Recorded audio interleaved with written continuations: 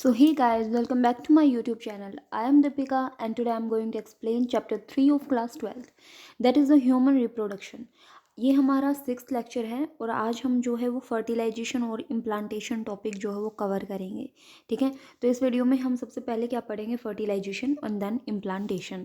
ठीक है, हमने क्या कर लिया, हमने स्पर्मेटोजेनेसिस कर लिया, स्पर्म की फॉर्मेशन कैसे होती है। हमने oogenesis कर लिया कि ओवा की फॉर्मेशन कैसे होती है। ठीक है, हमने मेंस्ट्रुएशन साइकिल जो है वो अच्छे से पढ़ ली। अब जो स्पर्म्स बने हैं, अब जो ओवा बना है, अब इनका क्या होता है, हमारा फर्टिलाइजेशन देखने को मिलेगा। ठीक है, फर्टिलाइजेशन का रिजल्ट क्या रहता है, मतलब जब ये फ्यूज़ होंगे मेल और फीमेल गैमेट तो क्या बनाएंगे, तो ये हमारा जाइगोट बनाते हैं जो कि डिप्लॉइड स्ट्रक्चर होती है। ये दोनों क्या है, हैप्लॉइड स्ट्रक्चर है। ठीक है, सो यहाँ पे डिस्कस करते हैं। सबसे पहले इन्होंने कहा कि ड्यूरिंग कॉपुलेशन, कोइटस के दौरान क्या होता है कि पेनिस के द्वारा जो सीमन है वो रिलीज होता है in the vagina of female. ठीक है, इस प्रोसेस को क्या बोलते हैं, इस प्रोसेस को इंसेमिनेशन बोलते हैं। तो इंसेमिनेशन में क्या हो गया, सबसे पहले मेल गैमेट का फीमेल गैमेट के पास पहुंचना तो ज़रूरी है ना, तभी हमारा फर्टिलाइजेशन देखने को मिलेगा।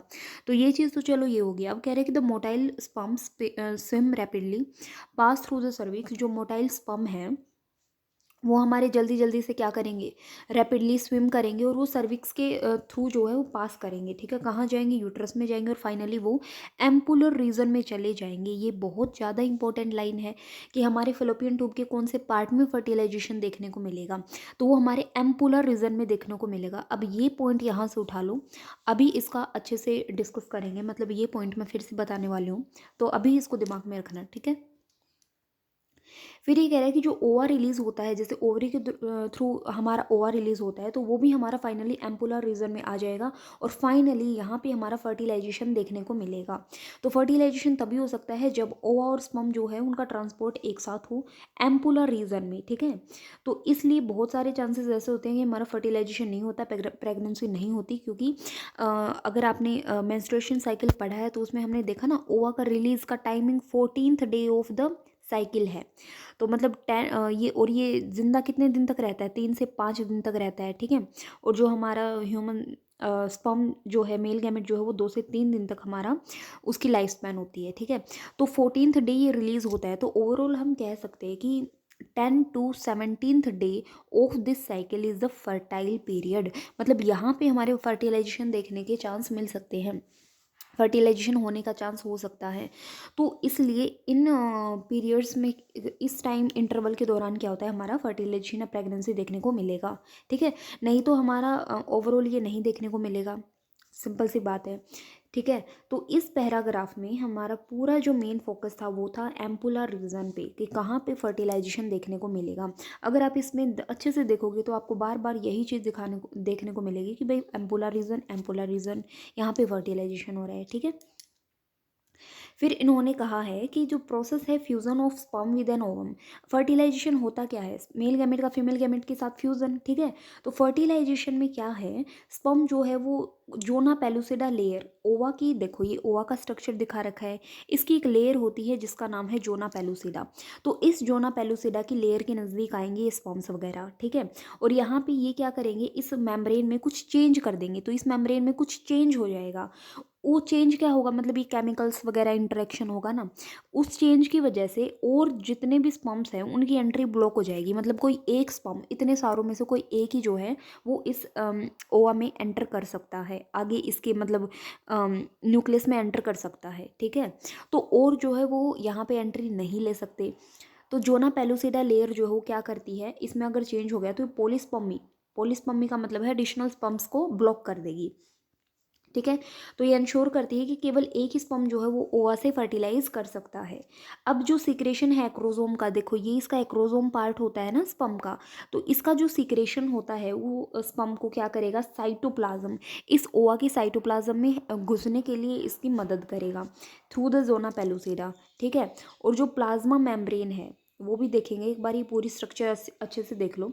जैसे इसकी 2 लेयर होती हैं, ये हमारी लेयर है सबसे लास्ट, मतलब ये वाली लेयर है जोना पेलुसिडा, एक लेयर होती है इसकी कोरोना रेडिएटा। जो ये वाला स्पेस है ये पेरिविटेलाइन स्पेस देखने को मिलेगा। देखो बहुत सारे स्पर्म्स हैं लेकिन कोई एक ही जो है वो एंट्री कर सकता है in the cytoplasm of ovum. ठीक है, तो इसने कहा कि हमारा कोई एक ही जो है साइटोप्लाज्म में जाएगा through zona pellucida and plasma membrane में, ठीक है, प्लाज्मा मेम्ब्रेन को पार करके, मतलब उसके अंदर साइटोप्लाज्म में जाएगा। अब इससे क्या होता है कि हमारा जो मियोटिक डिवीजन था सेकेंडरी oocyte का, मतलब यहाँ पे देखने को क्या मिलेगा कि ओवरऑल देखो प्राइमरी oocyte कब बना, प्यूबर्टी के दौरान, मतलब ये डिवाइड हुआ सेकेंडरी oocyte में और हमारा सेकेंड पोलर बॉडी में, ठीक है। तो ये हमारा जो है सेकेंडरी oocyte जो है, सॉरी फर्स्ट पोलर बॉडी, ये सेकेंड बोल दिया ना मैं। तो ये जो सेकेंडरी oocyte है ना, ये हमारा यहाँ पे अरेस्ट हो जाता है मियोटिक डिवीज़न के फेज़ में। तो ये कब इसका मतलब डिवीज़न होगा, ओवा कब होगा, जब हमारा स्पर्म आएगा फर्टिलाइजेशन के दौरान जो है, ये हमारा किसके अंदर कन्वर्ट होता है, ये हमारा मियोटिक डिवीज़न यहाँ पे कंप्लीट होता है। तो जिसका फॉर्मेशन क्या होगा, ओवा बनेगा और सेकेंड पोलर बॉडी बनेगी। ये इंपॉर्टेंट स्टेप था, थोड़ा ध्यान रख लेना, ठीक है। मतलब रेस्ट ही रहती है ना, ओवा आसानी से नहीं बनता। तो सबसे पहले जो हमारी प्राइमरी oocyte थी अरेस्ट थी बर्थ के टाइम तक ही, और प्यूबर्टी के दौरान ये सेकेंडरी oocyte में कन्वर्ट हुआ। और ये कब हमारा ओवा के अंदर कन्वर्ट होगा, जब क्या होता है, जब हमारा मेल गैमेट जो है वो मतलब फीमेल के अंदर ट्रैवल करेगा, एक टाइप से उसकी प्रेजेंस में ये जो है यहाँ पे मियोटिक डिवीज़न कंप्लीट कर लेगा। तो ये थोड़ा पॉइंट है, ध्यान रखना है बस। तो यहाँ पे कंप्लीट हो जाएगा हमारा meiotic division of secondary oocyte। और सेकेंडरी oocyte क्या बनाता है, जब सेकेंड मियोटिक डिवीज़न होता है तो ये unequal results in formation of second polar body तो बनाएगा, और एक हैप्लॉइड ओवम बनाएगा जिसको ऊटीर बोलते हैं। तो soon in the haploid nucleus of the sperms and that of the ovum fuse together. तो भाई ये हमारा ओवा बन चुका है और इनका फ्यूज़ हो जाएगा, उसका रिजल्ट क्या रहेगा, डिप्लॉइड जाइगोट। देखो हैप्लॉइड मेल गैमेट था, हैप्लॉइड फीमेल गैमेट था, दोनों का जो मतलब पार्ट है वो क्या मिलके बना देगा, हमारा डिप्लॉइड, टू एन कंडीशन बनाएगी, ठीक है। तो एन कंडीशन मेल और फीमेल गैमेट की थी, फर्दर जाइगोट बना दिया जो कि 2n है। तो इन्होंने पूछ लिया कितने क्रोमोसोम हैं जाइगोट के अंदर, तो 46 होंगी, ठीक है। क्यों, क्योंकि हमारा जो हैप्लॉइड था 23 उसके अंदर हो जाएंगे, 23 इसके अंदर हो जाएंगे, फर्दर इसके अंदर 46 हो जाएंगे। यहाँ पे कि सेक्स ऑफ द बेबी कैसे पता चलता है वो डिटरमाइन करना है, तो ये बहुत सिंपल सा है। तो ये पूरी कहानी जो है वो हम आसानी से समझ सकते हैं कि ये मान लो ह्यूमन फीमेल जो है उसका सिंबल होता है XX, ठीक है, और ह्यूमन मेल का सिंबल होता है XY। अब हमें पता है जब हम इसकी मेल से X लिया और फादर से भी X आया, तो क्या बनता है हमारा XX कंडीशन, मतलब कि हमारी फीमेल है, मतलब वो जो बेबी है उसका सेक्स क्या हो जाएगा, एक टाइप से फीमेल, ठीक है। अगर एक्स है उसके साथ क्या आया, फादर का वाई आया, तो एक्स वाई कंडीशन हो जाएगी, ये सन की होती है, ये रिप्रेजेंट करती है सन की, ठीक है, ये डॉटर की, ये सन की। इसी तरीके से फिर से देखते हैं ना कि फादर से एक्स और मदर से एक्स तो एक्स एक्स, और फादर से वाई और मदर से X that is the X Y. इसका मतलब ये है कि 50% चांसेस है कि हमारा मेल हो सकता है और 50% चांसेस है कि हमारी फीमेल हो सकती है। वो डिपेंड करता है कि मदर से तो हमेशा एक्स ही आएगा, ठीक है, वो डिपेंड करता है ऑन द फादर जीन कि वो एक्स क्रोमोजोम आया है या वाई क्रोमोजोम आया है, ठीक है। तो वो डिपेंड ऑन फादर। तो यहाँ पे ये यही कह रहा है कि ह्यूमन फीमेल का एक्स एक्स है और मेल का एक्स वाई होता है। तो ऑल द हैप्लॉइड गैमेट जो है फीमेल से तो एक्स ही आएगा, लेकिन मेल से जो है वो हमारा या तो एक्स आ सकता है या वाई आ सकता है। तो 50% चांसेस होते हैं जो मेल के अंदर कि वो एक्स क्रोमोसोम कैरी करता है, और 50% चांसेस है कि वो वाई क्रोमोसोम कैरी करता है।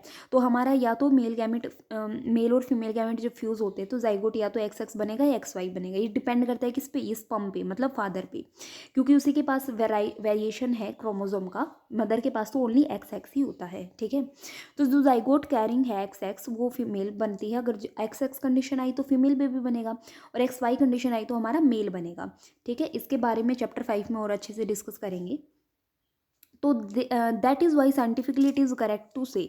तो साइंटिफिकली कहना बहुत करेक्ट होता है कि जो सेक्स बेबी का है वो फादर डिटरमाइन करता है, ना कि मदर, ठीक है। सोसाइटी में ये बहुत बड़ी अफवाह है कि जो मदर है वो रिस्पॉन्सिबल होती है कि वो गर्ल्स वगैरह जो है वही पैदा कर रही है, ठीक है। तो mother is not responsible for all this, father is responsible because it has the variation in the chromosome, ठीक है।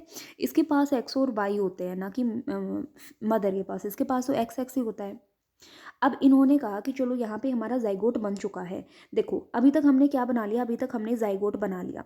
तो एक बार इसको बहुत अच्छे से डायग्राम के थ्रू समझते हैं, ठीक है। ये जो डायग्राम दे रखा है ना एनसीईआरटी में, इसके थ्रू समझते हैं कि क्या चीज़ हुई है। तो देखो अगर डायग्राम में देखा ना, डायग्राम में हमें क्या पता चलता है, ये ओवरी है।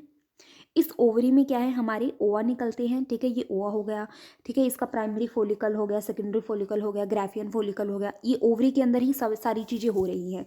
ग्राफियन फोलिकल से फर्दर यहाँ पे क्या होता है, ओवा रिलीज हो जाता है, ठीक है। और वो ओवा जो है वो रिलीज होगा, ये हमारा कौन सा रीजन है, तो ये हमारा इनफंडिबुलम वाला पार्ट है, ये वाला। तो और फिर उससे आगे जो है, जैसे ये वाला हिस्सा, that is called the ampullar region. तो देखो ये बी वाला बिल्कुल एम्पुलर रीजन है, और यहीं पे स्पर्म का जो है वो अटैच हो रहा है इससे, मतलब स्पर्म जो है उसके साथ यहीं पे फ्यूज़ करेगा। तो ये एनसीईआरटी में डायग्राम के थ्रू भी देखने को मिलेगा कि एम्पुला वो रीजन होता है जहाँ पे ओवा के साथ जो स्पर्म है वो फ्यूज़ करेगा, ठीक है। तो ओवा यहाँ से निकला और ये कहाँ गया, एम्पुलर रीजन में गया, और वहाँ से यूट्रस के थ्रू यहाँ से जो है हमारा स्पर्म आया और यहाँ पे ये फ्यूज़ हो गया। फ्यूज़ हो जाने के बाद फर्दर ये क्या बना लेगा, जाइगोट बना लेगा, ठीक है। जाइगोट जो है वो डिवाइड करेगा, एक सेल से दो सेल बनाएगा, दो से चार सेल बनाएगा, चार से आठ सेल बनाएगा, ठीक है। फर्दर आठ सेल बनने तक यू यहाँ होता है। देखो जब आठ सेल से ज़्यादा बनती है तो वो हमारे यूट्रस की ओर जाना शुरू हो जाता है। अब ये पॉइंट दिमाग में रखना कि जो फैलोपियन ट्यूब का पार्ट है, जो ट्रैवलिंग है फैलोपियन ट्यूब की, वो हमारे 8 या 16 जो इसकी सेल होती है जाइगोट की, वहीं तक होता है फैलोपियन ट्यूब तक का सफ़र। उसके बाद सारी प्रोसेस यूट्रस में देखने को मिलेगी, ठीक है। यहाँ पे और अच्छे से समझा रखा है कि जो ए है वो क्या है, वो ए पार्ट यही है, ठीक है। बी पार्ट क्या है कि यहाँ पे हमारा ओवा जो है वो स्पर्म जो है वो इसके नज़दीक आया, फ्यूज़ हो चुका है, ठीक है। सी पार्ट क्या है, सी पार्ट ये है कि जाइगोट बन चुका है, फर्दर वो डिवाइड कर रहा है। डी पार्ट ये है कि 2 से 4 सेल बन गई। ई पार्ट ये है कि यहाँ पे 8 सेल बन चुकी हैं। 8 से 16 सेल तक की जो जाइगोट की स्ट्रक्चर होती है उसको मोरूला बोला जाता है। तो ये जो मोरूला है वो कहाँ पे होता है, वो फैलोपियन ट्यूब में होता है, ठीक है। फर्दर ये जो है मतलब क्या बनाएगा, एफ। एफ मतलब आगे की जो प्रोसेस है इसकी फर्दर और सेल डिवाइड होंगी तो इसको हम ब्लास्टुला बोलते हैं, ठीक है। मोरूला और उससे अगले वाली प्रोसेस, उससे अगले वाले स्ट्रक्चर को ब्लास्टुला बोला जाता है, ठीक है। जो कि हमारी यूट्रस में देखने को मिलेगी। धीरे धीरे ये यूट्रस से अटैच हो जाएगा। देखो एच में ये पूरी तरीके से अटैच हो चुका है। यहाँ पे अटैच हो जाना टू द यूट्रस वॉल उसको बोलते हैं इम्प्लांटेशन। तो एनसीईआरटी में डायग्राम इतने अच्छे से दे रखे हैं कि हम बहुत अच्छे से सारी चीज़ समझ सकते हैं, ठीक है। तो आई होप कि ये डायग्राम बहुत अच्छे से कवर हो गया होगा, इसमें कोई प्रॉब्लम नहीं होनी चाहिए। एक एक पार्ट को डिस्कस कर लिया है कि कहाँ पे क्या बन रहा है, लेकिन एक चीज़ अच्छे से डिस्कस नहीं की, पार्ट नंबर जी, ठीक है। इसका क्या रोल है तो वो जो है हम वो भी डिस्कस करेंगे, वो थ्योरी पोर्शन के थ्रू करेंगे, ठीक है। कि यहाँ से यहाँ तक जो बन रहा है ना उसमें कुछ चेंजेस होते हैं, वो क्या होते हैं वो हम पढ़ेंगे, ठीक है। ठीक है, अभी हमने ये तो कर लिया। अब यहाँ से इतना कर लिया था कि हमारा जाइगोट बन चुका है, फर्टिलाइजेशन हो चुका है एम्पुलर रीजन में, मतलब हमने थ्योरी पोर्शन का पार्ट इतना कर लिया, ठीक है। यहाँ तक कर लिया। अब हम आगे पढ़ते हैं। आगे इन्होंने क्या कहा है कि आगे बोला द माइटोटिक डिवीजन जो है वो जाइगोट से शुरू होता है, वो इस्थमस रीजन के थ्रू जाके क्लीवेज होगा। क्लीवेज मतलब कि उसकी सेल जो है वो डिवाइड करना शुरू कर देंगी, यूट्रस की ओर जाता रहेगा और डिवाइड करती रहेंगी सेल। तो माइटोटिक डिवीजन होता है यहाँ पे, ठीक है। मतलब ये यूट्रस की ओर जाता रहेगा और सेल डिवाइड करती रहेंगी, ठीक है। और ये पहले 2 सेल बनाएगा, फिर 4 बनाएगा, फिर 8 बनाएगा, फिर 16 बनाएगा। इसकी सेल को क्या बोला जाता है, जो ये सेल बन रही है ना, ये जैसे इसमें 2 बन रही है, इसमें 4 सेल बन रही है, इनको ब्लास्टोमियर बोला जाता है। तो वो एम्ब्रॉय जिसके अंदर 8 से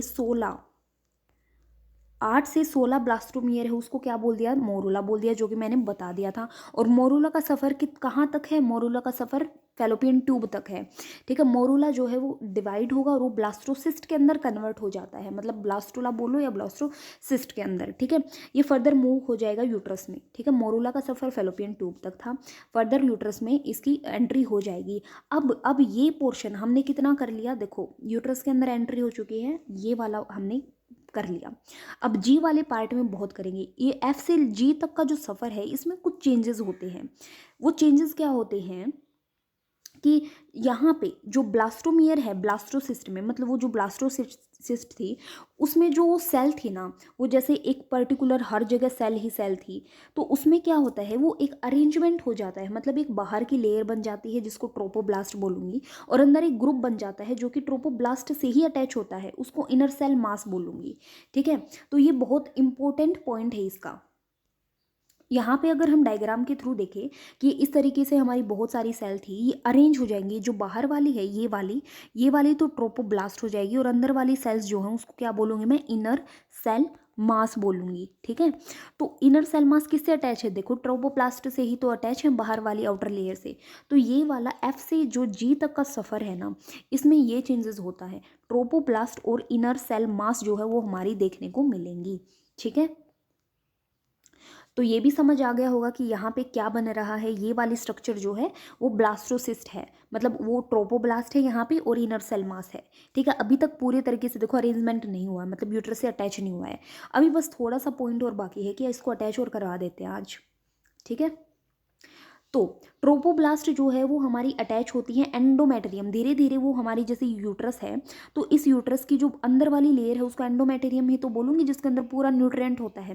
तो ये जो ट्रोपोब्लास्ट बना था ना, ये धीरे धीरे इसमें क्या हो जाएगा, यहाँ पे अटैच होना शुरू हो जाएगा, और जो इनर सेल मास थी वो डिवाइड होना शुरू हो जाएगी एम्ब्रॉय की। ठीक है, अटैचमेंट के बाद यूट्रस की सेल भी डिवाइड करेंगी और वो इस पूरे ब्लास्टोसिस्ट को बाहर से कवर कर लेंगी। इसका रिजल्ट क्या होगा, ब्लास्टोसिस्ट पूरी तरीके से यूट्रस में एम्बेडेड हो चुका है, और इस प्रोसेस को इम्प्लांटेशन बोलते हैं, और बाद में प्रेगनेंसी स्टार्ट हो चुकी है। ठीक है, तो ओवरऑल ये समझ आ गया होगा। तो अगर मैं इसको और ब्रॉडली समझाऊं तो यहाँ पे देखने को मिल रहा है हमें कि ये जो पोर्शन है ना हमारा, कौन सा पोर्शन, यही एच वाला, तो इस पोर्शन में हमें